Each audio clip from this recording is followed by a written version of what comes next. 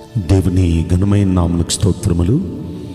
ఈ వాగ్దానం వింటున్న మీకందరికీ మన ప్రభువును ప్రియరక్షకుడైన యేసుక్రీస్తు నామములో శుభములు, మా హృదయపూర్వకమైన వందనములు తెలియచేస్తున్నాం.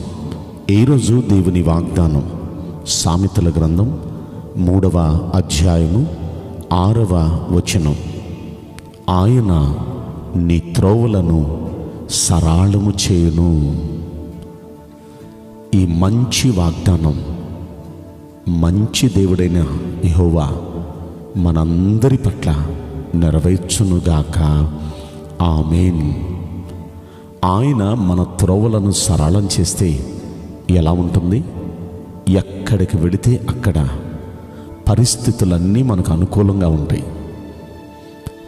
మంచి కార్యాలు మన కుటుంబాల్లో, జీవితాల్లో జరుగుతాయి. మనం వెళ్ళిన చోటెల్లా మనకెదురున్నది. ఇంకా ఏ ఆటంకాలు ఉండవు, ఏ సమస్యలు ఉండవు.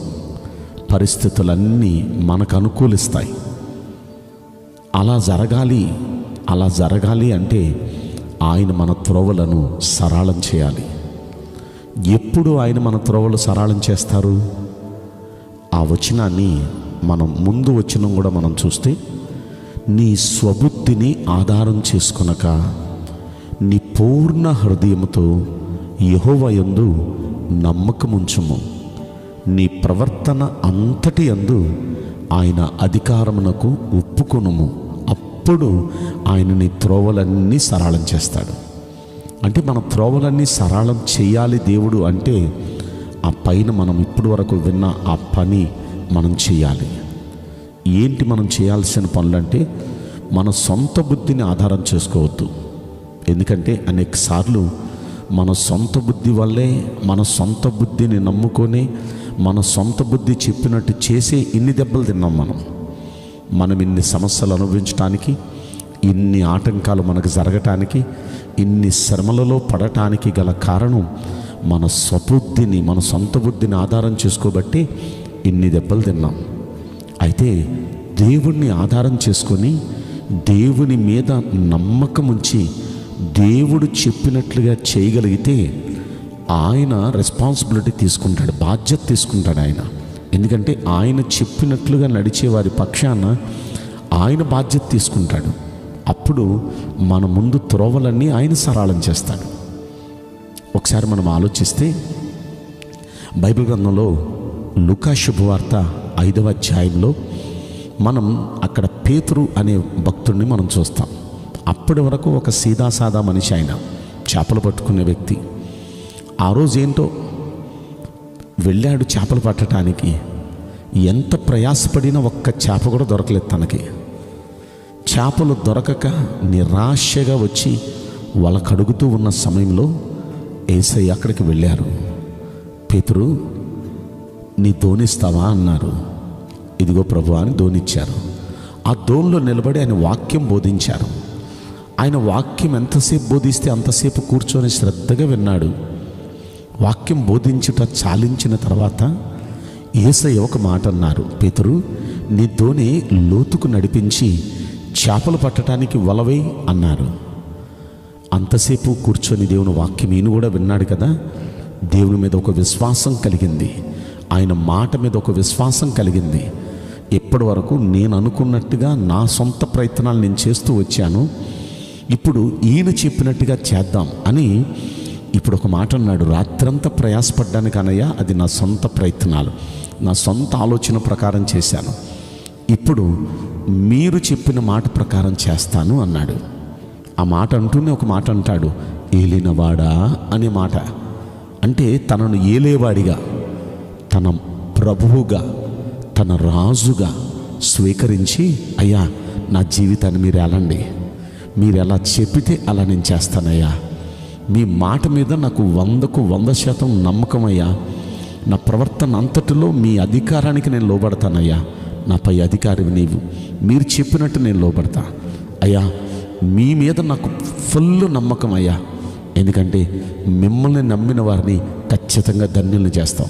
మీ మీద నమ్మకంతో మీ మాట ప్రకారం నేను చేస్తానయ్యా అని చేశాడండి. మరి అప్పటి వరకు ఎలా చేశాడు? తనకు తోచినట్టు తన సొంత బుద్ధిని ఆధారంగా చేసుకుని చేశాడు. ఇప్పుడు దేవుడి మాటను ఆధారం చేసుకొని దేవుడు చెప్పినట్టు చేశాడు. ఎంత అద్భుతం అంటే ఆ కింద వచ్చిన రాయబడింది, వారు అలాగ చేసి విస్తారమైన చేపలు పట్టారంట. వల లాగలేకపోతున్నారు వారు పక్క దోణిని కూడా పిలిపించి మీరు మాతో సాయం చేయండి అంటే వీరు కలిసి ఆ దోణిలో ఆ చేపలు వేస్తే ఆ దోణి అంతా నిండిపోయింది. ఇంకా వలలో చాలా చేపలు ఉన్నాయి. మీ దోణిలో కూడా పోయిందంటే ఆ దోణిలో కూడా పోశారు. 2 దోణులు నిండి పొర్లుతున్నాయి చేపలు. ఇంత విస్తారమైన చేపలు ఒక్కసారి వల విసిరి పట్టాడు అంటే ఇది నిజంగా ఎంత అద్భుతం అండి. దేవుని మాట ప్రకారం చేస్తే దేవుడు ఆయన పూచి తీసుకుంటారు. నేను ఒక మాట అనుకుంటాను, రాత్రి పూటలు కదా వాళ్ళ చేపలు పట్టేది, తెల్లారిపోయింది. ఇక చేపలు లోపలికి వెళ్ళిపోతాయి, ఇక చేపలు దొరకవు. అందులోకి మంచి మంచి చేపలు, పెద్ద చేపలు లోతుకి వెళ్ళిపోతాయి.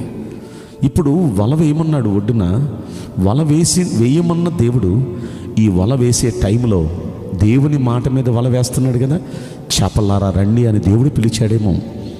లోనున్న చేపలన్నీ ఒక్కసారిగా బయటకు వచ్చినాయి, వలలో పడిపోయినాయి. అని ఒక్కసారి ఆలోచిస్తే మాట చెప్పిన దేవుడే ఆ మాట అమలయ్యేటట్టుగా కూడా చేస్తారండి. ఎప్పుడంటే ఆయన మాట మీద ముందు మనకు నమ్మకం ఉండాలి, 2 ఆయన మాటకు కంప్లీట్ లోబడాలి. అదే కదా మనం చదువుకున్నాం, నీ సొంత బుద్ధిని ఆధారం చేసుకోవద్దు, నీ పూర్ణ హృదయంతో దేవుని మీద నమ్మకం ఉంచు, నీ ప్రవర్తన అంతటి యందు ఆయన అధికారిగా చేసుకో, ఆయన చెప్పినట్టు చేయి, అప్పుడు ఆయన నీ త్రోవలన్నీ సరళం చేస్తాడు. పేతురు అక్షరాలు అలాగే చేశాడు. అందుకే పేతురు విషయంలో అంత అద్భుతం జరిగింది. ఈ రోజు నుండి మనం కూడా చేద్దామా? అలా చేస్తే పేతురు ఏ విధంగా ఆయన మాటను ప్రక్కన పెట్టేసి, ఆయన ఆలోచనలు ప్రక్కన పెట్టేసి, దేవుని మాట మీద 100కు 100% నమ్మకం ఉంచి దేవుని మాటకు లోబడుతూ ఆయన చెప్పినట్టు చేశాడో, పేతురు జీవితంలో మహా అద్భుతం జరిగింది. వింటున్న మనం కూడా చేస్తూ ఇలాంటి అద్భుత ఆశ్చర్య కార్యాలు మన కుటుంబంలో మనం పొందుకొందుముగాక. ఆమేన్. నేను మీకోసం ప్రార్థన చేస్తాను. పరిశుద్ధుడా, ప్రేమగల యేసురాజా, మీ పరిశుద్ధ బంగారు పవిత్రమైన నామమునకు నిండు మనసుతో కోట్ల కొలదిగా స్తుతులు, స్తోత్రములు, వందనాలు చెల్లిస్తున్నాం. ఈ వాగ్దానం వింటున్న ప్రియుల జీవితంలో దయచేసి ఈ వాగ్దానం నెరవేర్చండి. వారి త్రోవలు సరళం చేయండి. వారి సొంత ఆలోచనలు, సొంత నిర్ణయాలు ప్రకారం చేస్తూ మేమందరం ఇన్నాళ్ళు చాలా దెబ్బలు తిన్నాం, చాలా సమస్యల పాలయ్యాం. కంప్లీట్గా మీ మీద విశ్వాసం ఉంచి మీరు చెప్పినట్టుగా చేయటానికి మీకు లోబడుతున్నాం.